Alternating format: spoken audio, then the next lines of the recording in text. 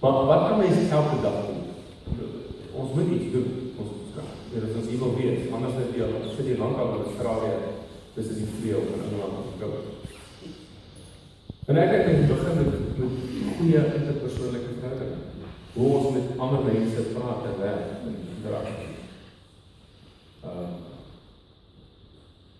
Ek sê altyd dat ons het swak politieke rasseverhoudinge, maar ons het goeie op die grond rasseverhoudinge. Ek het nog nooit in George of Mosselbaai of in Kaapstad of Dwaalboot het ek nog nooit antagonisme van die breë bevolking ervaar. As ek met hulle vriendelik is hulle my vriend. En nie net vriendelik die boodskap. En ek dink is die eerste ding, dit kan daar banale ding, dit kan daar onbelangrike ding. Ek sê dit is die soort van goed wat sal maak dat die EFF nie revolusies kan aanpas. As ons mekaar goed kan en kan saam begin werk aan die. So dit is my eerste suggestie. Begin vriendelik wees, begin vra, begin net hoor, gaan het. Die tweede is om gewoon te besluit wat in my omgewing is, kan ek doen, wat is my bydrae, wat er konkrete goed kan doen.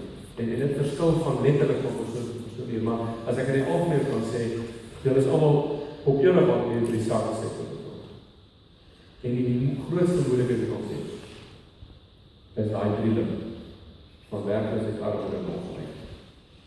En ek weet dit is moeilike tye.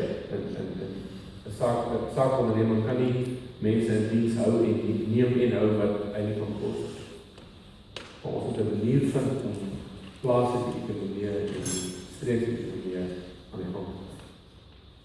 Ons moet 'n manier vind om mense kos op hulle tafel. Ek dink dit is die grootste bydrae wat mense kan maak. Jy hoef nie te gaan sê nie met Taiwan nie. Jy kan sorg dat mense werk. Hoeveel geld in dit? Dat sorg mense werk. Baie baie. En dan dink ek in die kerke. Die kerke is maar burgerlike samelewingsorganisasies. Die kerke moet soos wat hulle in die 80s en die 90s 'n groot rol speel in moet weer daar rol. Ons kerke is nog grootliks op 'n rassegrondslag georganiseer. En ek sê nie dit is dan verander nie. Ek sê kerke onderling. Die wit kerk en die swart kerk, die wit kerk en die bruin kerk moet saamwerk. Want ons een God. En saamwerk prakties.